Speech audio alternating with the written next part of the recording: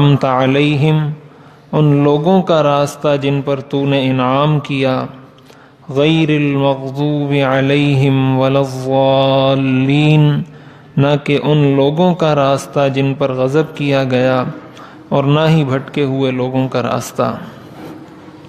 اہدنا الصراط المستقیم، اس حوالے سے میں نے کل یہ بات عرض کی تھی کہ صراط مستقیم اس انسان کو نصیب ہو سکتی ہے جو قرآن کریم کو تھام لے۔ قرآن کریم کو تھامے بغیر، قرآنی تعلیمات پر عمل کیے بغیر صراط مستقیم کا ملنا یہ ناممکن ہے۔ حضور علیہ الصلاۃ والسلام نے ارشاد فرمایا، ترکت فیکم امرین لن تضلوا ما تمسکتم بہما، کتاب اللہ و سنت رسولہ صلی اللہ علیہ وسلم، کہ میں تم میں دو چیزیں چھوڑ کر جا رہا ہوں، جب تک تم ان دو چیزوں کو مضبوطی سے تھامے رکھو گے کبھی گمراہ نہیں ہوگے، اور وہ دو چیزیں اللہ کی کتاب اور میری سنت، یعنی اللہ کی کتاب قرآن کریم اور حضور علیہ الصلاۃ والسلام کی احادیث اور آپ کی سنتیں، یہ دو وہ چیزیں ہیں آپ نے فرمایا جب تک میری امت اس کو تھامے رکھے گی میری امت گمراہ نہیں ہوگی۔ لہٰذا صراط مستقیم پر چلنے کے لیے قرآن کریم سے تعلق کو مضبوط کرنا ضروری ہے۔ دوسرے نمبر پر یہ بات سمجھنی چاہیے کہ صراط مستقیم سے مراد وہ مذہب اسلام ہے۔ صراط مستقیم کا مطلب اسلام، اسلام کے علاوہ کوئی اور راستہ وہ صراط مستقیم نہیں ہو سکتا۔ اور اس کی دلیل قرآن کریم کی آیت ہے، اللہ تعالیٰ ارشاد فرماتے ہیں، فَمَن يُرِدِ اللَّهُ أَن يَهْدِيَهُ يَشْرَحْ صَدْرَهُ لِلْإِسْلَامِ، کہ جس کو اللہ تعالیٰ ہدایت دینے کا ارادہ فرما لیں۔ سورہ انعام کی آیت ہے، اللہ تعالیٰ فرماتے ہیں جس کو اللہ تعالیٰ ہدایت دینا چاہیں، یشرح صدرہ للاسلام، تو اسلام کے لیے اس کا سینہ کھول دیتے ہیں۔ اس کا مطلب یہ ہوا کہ ہدایت کا مطلب وہ اسلام ہے۔ جو شخص اسلام کو اپنا لے، جو مذہب اسلام پر عمل کر لے، وہ ہدایت پر ہے، وہ صحیح راستے پر ہے، اور اسلام کے علاوہ کسی اور مذہب میں ہدایت تلاش کرنا یہ سراسر گمراہی ہے۔ چنانچہ قرآن کریم کے اندر یہ اللہ تعالیٰ کا ارشاد ہے، قُلْ إِنَّ الْهُدَى هُدَى اللَّهِ، ہدایت وہ اللہ کی ہدایت ہے۔ قُلْ إِنَّ هُدَى اللَّهِ هُوَ الْهُدَى، اللہ کی ہدایت ہی در حقیقت ہدایت ہے، اور اللہ کی ہدایت وہ مذہب اسلام ہے۔ قرآن کریم کے اندر اللہ تعالیٰ نے ارشاد فرمایا، إِنَّ الدِّينَ عِنْدَ اللَّهِ الْإِسْلَامِ، دین اور مذہب اللہ کی نظر میں، اللہ کے ہاں دین و اسلام ہے۔ اور ایک مقام پر فرمایا، وَمَن يَبْتَغِ غَيْرَ الْإِسْلَامِ دِينًا فَلَن يُقْبَلَ مِنْهُ، جو اسلام کے علاوہ کسی اور دین کو، کسی اور مذہب کو اختیار کرے گا، وہ ہرگز قبول نہیں کیا جائے گا، وَهُوَ فِي الْآخِرَةِ مِنَ الْخَاسِرِينَ، اور آخرت میں وہ خسارہ پانے والوں میں ہی شامل ہوگا۔ حضور علیہ الصلاۃ والسلام کے بارے میں قرآن کریم کے اندر فرمایا گیا، ساری چیزیں بتائی گئیں، اور آگے آپ نے فرمایا، وَأَنَّ هَذَا صِرَاطِي مُسْتَقِيمًا فَاتَّبِعُوهُ، کہ یہ میرا سیدھا راستہ ہے، اس کی اتباع کرو، وَلَا تَتَّبِعُوا السُّبُلَ، اور مختلف رستوں پر چلنے کی کوشش مت کرو، فَتَفَرَّقَ بِكُمْ عَنْ سَبِيلِهِ، ورنہ اصل راستے سے بھٹک جاؤ گے۔ حدیث شریف کے اندر آتا ہے، حضور علیہ الصلاۃ والسلام نے ایک خط کھینچا، سیدھا خط کھینچا، اور کچھ خطوط آپ نے دائیں بائیں کھینچے، ایک خط سیدھا کھینچا، ایک خط یہاں کھینچا، ایک خط یہاں کھینچا، مختلف اس طرح کی لکیریں آپ نے بنائیں۔ اور پھر حضور علیہ الصلاۃ والسلام نے صحابہ کو اس طریقے سے سمجھا کر فرمایا کہ یہ صراط مستقیم ہے، وَأَنَّ هَذَا صِرَاطِي مُسْتَقِيمًا، یہ جو سیدھا راستہ ہے یہ صراط مستقیم ہے، اور یہ جو دائیں بائیں اور راستے یہاں سے نکل رہے ہیں یہ گمراہی کے راستے ہیں۔ اور قرآن میں یہ کہا کہ ان گمراہی کے راستوں پر نہ چلو۔ اور یہ بات میں اس لیے عرض کر رہا ہوں کہ آج کل ہمارے ہاں میڈیا پر یہ بات کی جاتی ہے، ہمارے بہت سارے مفکر، بہت سارے دانشور یہ بات کرتے ہیں کہ انسانیت سب سے بڑا مذہب ہے۔ یہ بات دیکھنے میں تو بڑی خوشنما ہے، بڑی اچھی لگتی ہے کہ انسانیت سب سے بڑا مذہب ہے، لیکن یہ بات غلط ہے۔ انسانیت بڑا مذہب نہیں ہے، اسلام بڑا مذہب ہے۔ اگر کوئی انسانیت کو اپنا لیتا ہے، پہلی بات تو یہ سمجھنی چاہیے کہ انسانیت تو ہمیں سکھائی قرآن نے ہے، انسانیت تو ہمیں اسلام نے سکھائی ہے۔ انسانیت کا کیا مطلب ہے؟ انسانیت کا یہی مطلب ہے کہ والدین کی قدر کرو، یہ قدر کرنا تو ہمیں قرآن نے سکھایا ہے۔ انسانیت کا یہ مطلب ہے کہ پڑوسیوں کے حقوق کا خیال کرو، یہ تو ہمیں حضور علیہ الصلاۃ والسلام نے، قرآن کریم کی تعلیمات نے ہمیں بتایا۔ آپ نے فرمایا وہ شخص مومن نہیں جس کا پڑوسی اس کے شر سے محفوظ نہ ہو۔ حضور علیہ الصلاۃ والسلام فرماتے ہیں حضرت جبریل نے مجھے پڑوسی کے بارے میں اتنی تاکید سے بار بار سمجھایا کہ مجھے یہ خیال ہونے لگا کہ شاید پڑوسی کو میراث میں بھی حقدار قرار دے دیا جائے گا۔ پڑوسی کا حق تو ہمیں اسلام نے بتایا۔ مہمان آ جائے، آپ نے فرمایا من کان یؤمن باللہ والیوم الآخر فلیکرم ضیفہ، جو اللہ اور آخرت پر ایمان رکھتا ہو اپنے مہمان کا اکرام کرے۔ مہمان کا اکرام کرنا تو ہمیں حضور علیہ الصلاۃ والسلام نے سکھایا۔ بڑوں کا ادب کرنا ہمیں حضور علیہ الصلاۃ والسلام نے بتایا۔ آپ علیہ الصلاۃ والسلام نے فرمایا کہ بڑے بھائی کی مثال والد کے جیسی ہے، بڑا بھائی والد کی حیثیت رکھتا ہے۔ چھوٹوں پر شفقت حضور علیہ الصلاۃ والسلام نے ہمیں کرنا سکھایا۔ آپ نے فرمایا من لم یرحم صغیرنا ولم یوقر کبیرنا فلیس منا، جس نے ہمارے چھوٹوں پر شفقت نہیں کی، بڑوں کا احترام نہیں کیا، وہ میری امت میں سے نہیں۔ چھوٹوں پر شفقت کرنا، بڑوں کا احترام کرنا ہمیں قرآن نے سکھایا۔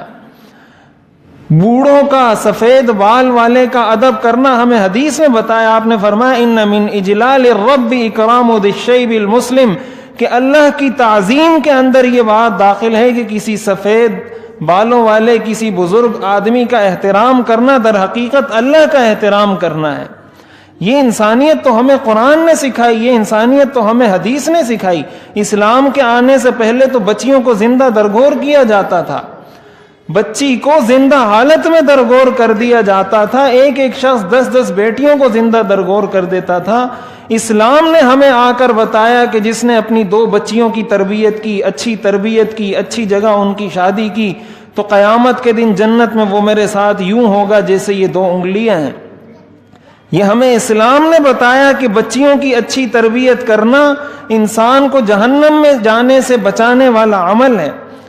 بچیوں کے حقوق، عورتوں کے حقوق تو ہمیں قرآن اور حدیث نے بتائے۔ انسانوں سے ہٹ کر جانوروں کے حقوق، حدیث شریف کے اندر آتا ہے کہ ایک شخص کو صرف اس وجہ سے جہنم میں ڈال دیا گیا کہ اس نے ایک بلی کو رکھا تھا، نہ اس کو پانی پلاتا تھا، نہ کچھ کھلاتا تھا، نہ اس بلی کو چھوڑتا تھا کہ کچھ کھائے کچھ پیے، اور اسی حالت میں وہ بلی مر گئی۔ حدیث شریف میں حضور علیہ الصلاۃ والسلام نے فرمایا اس کے اس عمل کی وجہ سے اللہ نے اس کو جہنم میں داخل کر دیا۔ اور ایک فاحشہ، زانیہ، بدکار عورت تھی، ساری زندگی اس نے گناہوں میں گزاری تھی، لیکن ایک پیاسے کتے کو پانی پلایا، اللہ تعالیٰ نے اس عمل کی برکت سے جنت میں داخل کر دیا۔ یہ انسانیت تو بڑی بات ہے۔ ہمیں تو جانوروں کا احترام سکھایا ہے، ہمیں تو اس بات کی اجازت نہیں کہ کسی جانور کو تکلیف دی جائے۔ آپ علیہ الصلاۃ والسلام نے اس بات سے منع فرمایا کہ جانور کو انسان ممبر بنا کر اس پر باتیں کرتا رہے، کہ جانور پر بیٹھا ہوا ہے اور اس پر باتیں کر رہا ہے، جانور کھڑا ہوا ہے، اس کی وجہ سے آپ نے اس سے منع فرمایا۔ جانور آ کر اپنی شکایت حضور علیہ الصلاۃ والسلام کو کیا کرتے تھے کہ میرا مالک مجھے چارہ کم دیتا ہے، مجھ سے کام زیادہ لیتا ہے۔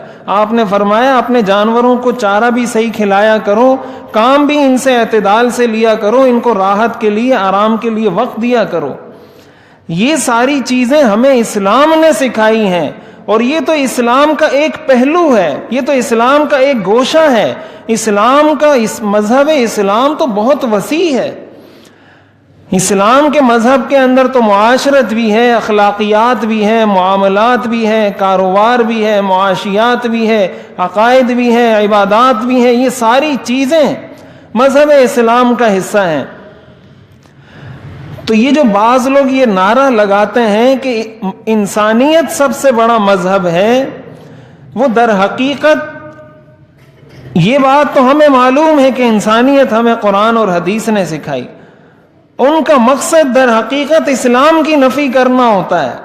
وہ کہتے ہیں بس جو انسانیت کی خدمت کرے، چاہے وہ مسلمان ہو چاہے وہ کافر ہو، بس وہی شخص کامیاب ہے۔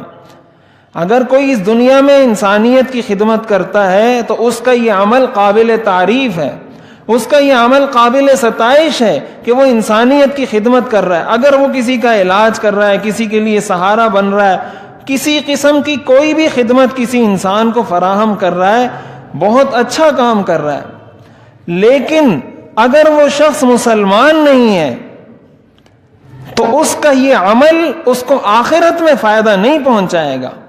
آخرت کی کامیابی اس پر موقوف نہیں ہے کہ اگر ساری زندگی انسانیت کی خدمت کی لیکن کلمہ نہیں پڑھا، مسلمان نہیں ہوا، تو اس سارے اعمال کا بدلہ اس کو دنیا میں تو مل جائے گا، لیکن آخرت میں یہ بدلہ، اس کا کوئی بدلہ اس کو آخرت میں نہیں ملے گا۔ تو یہ جو کہا جاتا ہے نا کہ انسانیت سب سے بڑا مذہب ہے، یہ در حقیقت اس بات پر اعتراض کرنا مقصد ہے کہ آخرت کی کامیابی اس میں نہیں رکھی کہ نماز پڑھو، کلمہ پڑھو، مسلمان بن جاؤ۔ بس جو انسانیت کی خدمت کرے گا وہ دنیا میں بھی کامیاب ہے اور وہ آخرت میں بھی کامیاب ہے۔ قرآن کریم کے اندر اللہ تعالیٰ کا ارشاد ہے، قل، آپ کہہ دیجئے، هل ننبئکم بالاخسرین اعمالا، کیا میں تمہیں ان لوگوں کے بارے میں بتاؤں جن کے سارے اعمال ضائع ہو گئے۔ آگے اللہ تعالیٰ ارشاد فرماتے ہیں، الذین ضل سعیہم فی الحیات الدنیا، یہ وہ لوگ ہیں، سب سے بڑا خسارہ پانے والے یہ وہ لوگ ہیں جن کی کوششیں، جن کے اعمال ضائع ہو گئے۔ وَهُمْ يَحْسَبُونَ أَنَّهُمْ يُحْسِنُونَ صُنْعًا، اور وہ یہ گمان کرتے ہیں، وہ یہ سمجھتے ہیں، ان کا یہ اعتقاد ہے، وہ یہ خیال کرتے ہیں کہ وہ بہت اچھا کام کر رہے ہیں۔ اللہ تعالیٰ فرماتے ہیں کہ ان کو دنیا میں بھی خسارہ ہے، آخرت میں بھی خسارہ ہے۔ قرآن کریم میں ارشاد فرمایا گیا، عاملۃ ناصبہ، کہ بہت سارے لوگ قیامت میں ایسے ہوں گے جو بہت کچھ عمل کر کے آئے ہوں گے لیکن قیامت میں پھر بھی ان کو سکون نصیب نہیں ہوگا۔ تو ایمان کے بغیر، لا الہ الا اللہ محمد الرسول اللہ پڑھے بغیر، اللہ کو معبود، حضور علیہ الصلاۃ والسلام کو آخری نبی مانے بغیر اگر کوئی اچھے کام دنیا میں کرتا ہے تو اس کا یہ اچھے کام کرنا تو اچھی بات ہے، لیکن بغیر مسلمان ہوئے اس کے یہ اعمال اس کو آخرت میں نجات دینے کے لیے کافی نہیں ہو سکتے۔ یہ مطلب ہے قرآن کریم کی اس آیت کا کہ جس کو اللہ تعالی ہدایت دینا چاہے، اللہ اس کا سینہ اسلام کے لیے کھول دیتے ہیں۔ اسلام لانے کے بعد اس کا ہر عمل نیکی ہے، اس کا ہر عمل اس کے لیے باعث اجر و ثواب ہے، اور اسلام کے بغیر اس کے یہ اعمال آخرت میں فائدہ نہیں دے سکتے۔ تو ایک تو ہمیں یہ بات سمجھنی چاہیے کہ صراط مستقیم وہ اسلام ہے۔ چنانچہ حضور علیہ الصلاۃ والسلام سے صحابہ نے پوچھا کہ اللہ تعالیٰ جب کسی انسان کا دل، کسی انسان کا سینہ اسلام کے لیے کھولتے ہیں تو کیسے کھولتے ہیں؟ ایک انسان کو کیسے یہ محسوس ہوتا ہے، کیسے اس کو پتہ چلتا ہے؟ حضور علیہ الصلاۃ والسلام نے ارشاد فرمایا، نور یقذف به فی القلب فینفسح له القلب۔ آپ نے فرمایا ایک نور ہوتا ہے اللہ کی طرف سے جو انسان کے دل میں ڈالا جاتا ہے، جس کی وجہ سے اس کا سینہ، اس کا دل کشادہ ہو جاتا ہے۔ صحابہ نے پوچھا، فہل لذلک من امارۃ یعرف بها، کیا اس کی کوئی نشانی بھی ہے؟ کیا اس کی کوئی نشانی بھی ہے جس سے ہم یہ پتہ لگا سکیں کہ اس کا دل، اس کے سینے کو اللہ نے اسلام کے لیے کھول دیا؟ حضور علیہ الصلاۃ والسلام نے ارشاد فرمایا، نعم، کہ ہاں۔ صحابہ نے پوچھا، وما ہی، کہ وہ نشانیاں کیا ہیں؟ آپ نے فرمایا، الانابۃ الی دار الخلود، آخرت کی فکر انسان کے دل میں پیدا ہونا، والتجافی عن دار الغرور، دنیا کی اور اس دھوکے کی زندگی سے آگاہ رہنا، متنبہ رہنا، اس کے دل میں اس بات کا بار بار احساس پیدا ہوتے رہنا کہ یہ دنیا کی زندگی یہ دھوکے کی زندگی ہے، یہ ختم ہونے والی ہے، اصل میری زندگی یہ نہیں، یہ خیال، یہ تصور، یہ اعتقاد، یہ یقین جس انسان کے دل میں پیدا ہو جائے۔ اور آگے آپ نے فرمایا والاستعداد للموت قبل لقاء الموت، کہ موت سے پہلے موت کی تیاری اللہ جس کو نصیب کر دے، اس کا مطلب کہ اس کے دل کو اللہ نے، اس کے سینے کو اللہ نے اسلام کے لیے کھول دیا، یعنی وہ اپنی دنیا کی زندگی میں رہتا ہے، اپنے دنیا کے سارے کام کرتا ہے، ساری ایکٹیویٹیز میں لگا رہتا ہے، جو اس کی ملازمت ہے، جو اس کا کاروبار ہے، جو اس کی ڈیوٹی ہے، سارے کام کرتا ہے، لیکن دل اس کا اللہ کی طرف متوجہ ہوتا ہے۔ چنانچہ قرآن کریم ہی کی آیات سے یہ بات بھی ہمیں معلوم ہوتی ہے کہ اللہ تعالیٰ ان لوگوں کو ہدایت عطا فرماتے ہیں جو اللہ کی طرف رجوع کرنے والے ہوتے ہیں، جو اللہ سے مانگنے والے ہوتے ہیں۔ قرآن کریم کے اندر اللہ تعالیٰ کا ارشاد ہے قُلْ إِنَّ اللَّهَ يُضِلُّ مَن يَشَاءُ وَيَهْدِي إِلَيْهِ مَنْ أَنَابَ، اللہ تعالیٰ جس کو چاہتا ہے گمراہ کر دیتا ہے، اور جو اللہ کی طرف رجوع کرے، جو اللہ سے دعا کرے، اللہ سے مانگے، اس کے دل میں آخرت کی فکر ہو، اللہ تعالیٰ فرماتے ہیں میں اس کو ہدایت عطا فرماتا ہوں۔ اور ایک آیت کے اندر ارشاد فرمایا گیا وَالَّذِينَ اجْتَنَبُوا الطَّاغُوتَ أَن يَعْبُدُوهَا وَأَنَابُوا إِلَى اللَّهِ لَهُمُ الْبُشْرَى فَبَشِّرْ عِبَادِ، کہ جو شیطان سے بچتے ہیں، شیطانی کاموں سے بچتے ہیں اور اللہ کی طرف رجوع کرتے ہیں۔ اللہ کی طرف رجوع کا مطلب مذہب اسلام پر عمل کرنا ہے۔ جو مذہب اسلام پر عمل کرتا ہے اس کا مطلب اس کے اندر رجوع ہے، یہ اللہ کی طرف رجوع کرنے والا ہے، اس کے دل میں آخرت کی فکر ہے، اس کے دل میں آخرت کا غم ہے۔ اور جو مذہب اسلام پر عمل نہیں کرتا، جس نے مذہب اسلام کو اپنایا نہیں، تو زبانی دعویٰ کوئی کتنا ہی کرتا رہے، اس کا یہ زبانی دعویٰ اس کا رجوع نہیں ثابت کر سکتا، اس سے یہ بات نہیں ثابت ہو سکتی کہ اس کے دل میں واقعتاً آخرت کی فکر ہے اور اس کو واقعتاً اس بات کا احساس ہے کہ یہ دنیا کی زندگی ختم ہونے والی ہے۔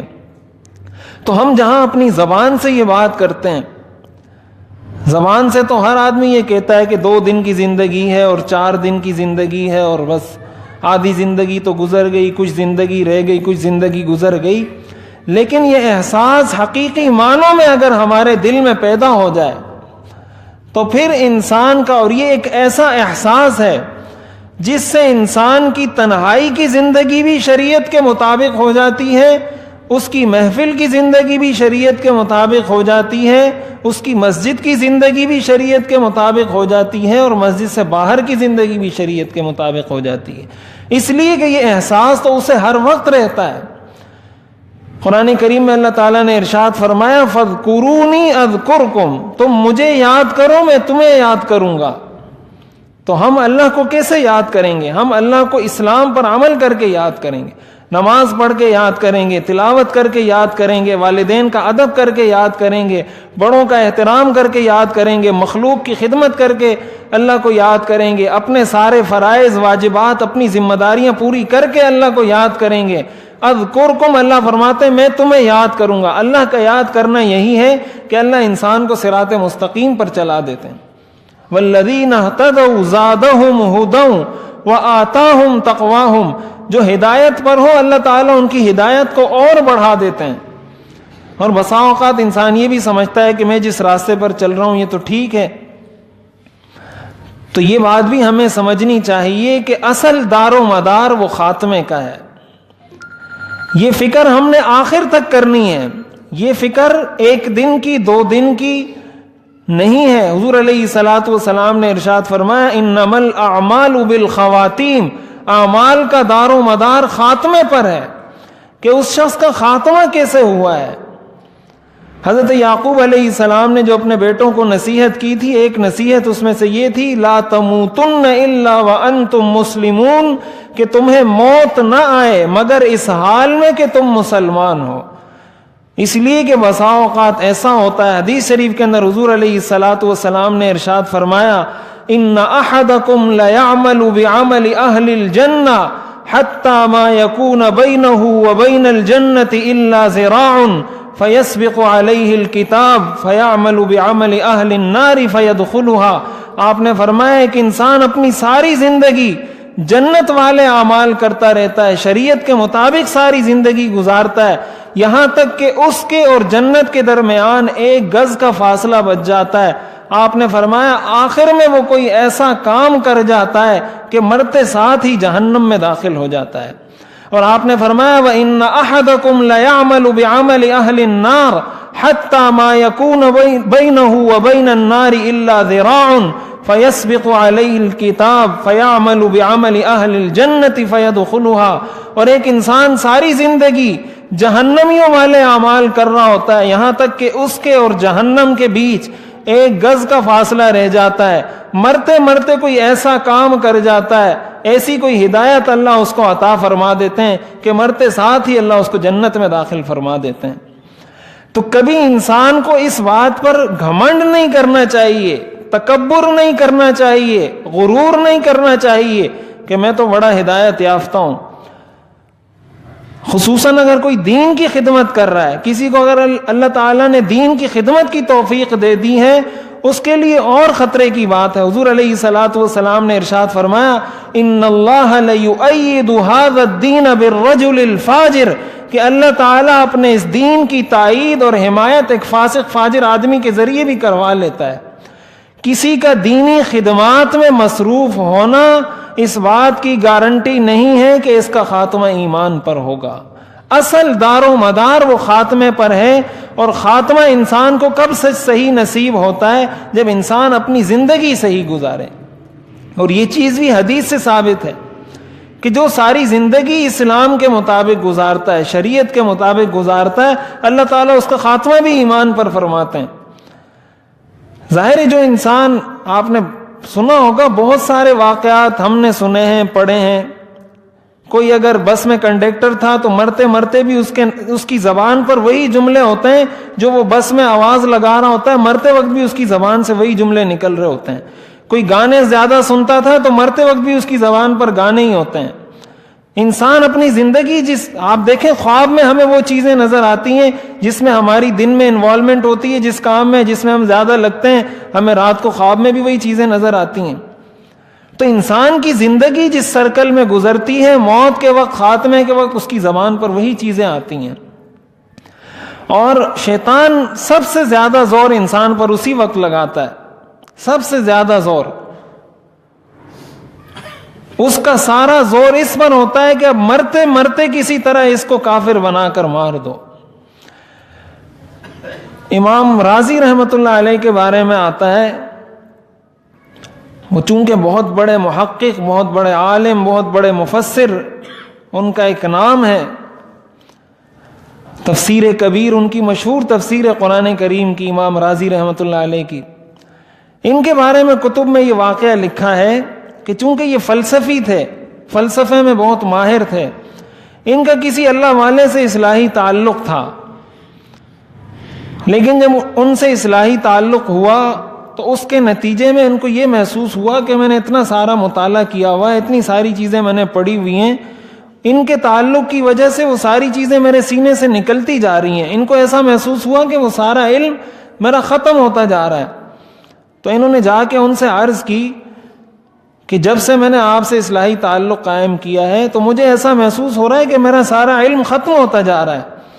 تو انہوں نے فرمایا کہ یہ وہ علم ہے جو اضافی ہے، جو فضول ہے، جو زیادہ ہے، جس کی تمہیں ضرورت نہیں، اللہ تعالیٰ تمہارا سینہ اس سے صاف کر رہے ہیں۔ انہوں نے کہا میں آپ سے اصلاحی تعلق قائم نہیں کرتا ہوں، تو میں نے بڑی محنت سے یہ علم حاصل کیا ہے، بس میرا آپ کے ساتھ اصلاحی تعلق نہیں، اتنی محنت سے میں نے علم حاصل کیا، وہ سارا میرا سینہ خالی ہوتا جا رہا ہے، سارا علم میں بھولتا جا رہا ہوں۔ انہوں نے فرمایا کہ ٹھیک ہے، تم اصلاحی تعلق ختم کر لو، لیکن کبھی کبھی رابطہ رکھا کرو، کبھی کبھی ہم سے بات کر لیا کرو، مل لیا کرو۔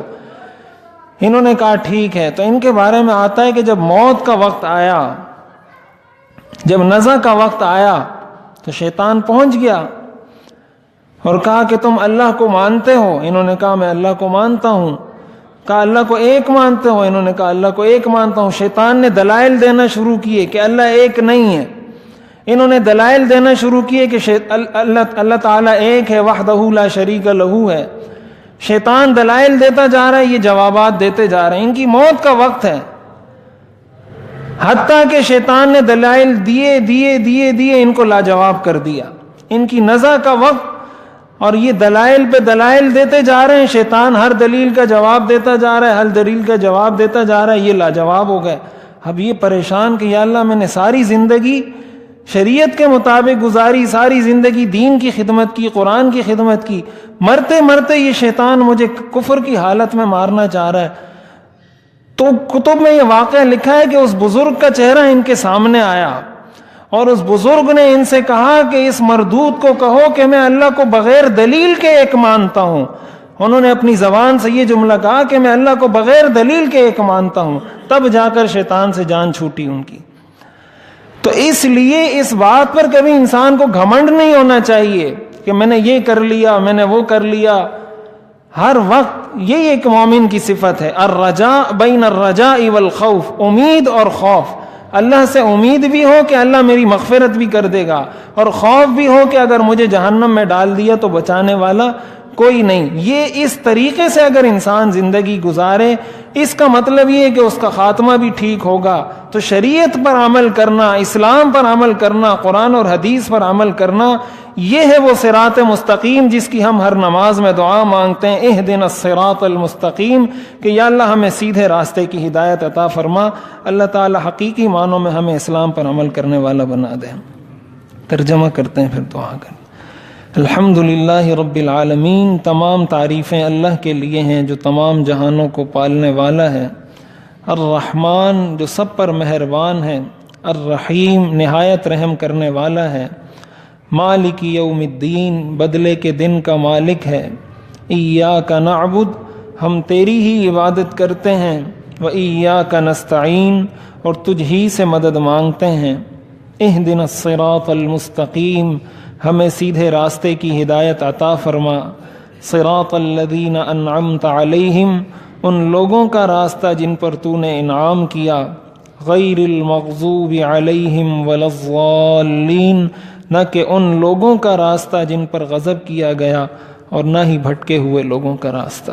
الحمدللہ رب العالمین، والصلاة والسلام علی رسولہ محمد وآلہ واصحابہ اجمعین۔ ربنا آتنا فی الدنیا حسنہ وفی الآخرۃ حسنہ وقنا عذاب النار۔ یا اللہ ہمیں صراط مستقیم پر چلا، ہمیں قرآن کریم سے حقیقی تعلق نصیب فرما، اسلام کو اپنا مذہب بنانے کی، عملی زندگی میں ڈھالنے کی توفیق عطا فرما، حضور علیہ الصلاۃ والسلام کی سچی محبت، سچی عقیدت نصیب فرما، حضور علیہ الصلاۃ والسلام کی سنتوں کے مطابق زندگی گزارنے کی توفیق عطا فرما۔ یا اللہ ہر قسم کی خیر نصیب فرما، ہر قسم کے شرور سے یا اللہ ہم سب کی حفاظت فرما، ہر قسم کی گمراہی سے یا اللہ ہماری نسلوں کی حفاظت فرما، ہر قسم کی خیر کی راہیں یا اللہ ہم سب پر کشادہ فرما۔ وصلی اللہ تعالی علی خیر خلقہ محمد وآلہ واصحابہ اجمعین، آمین۔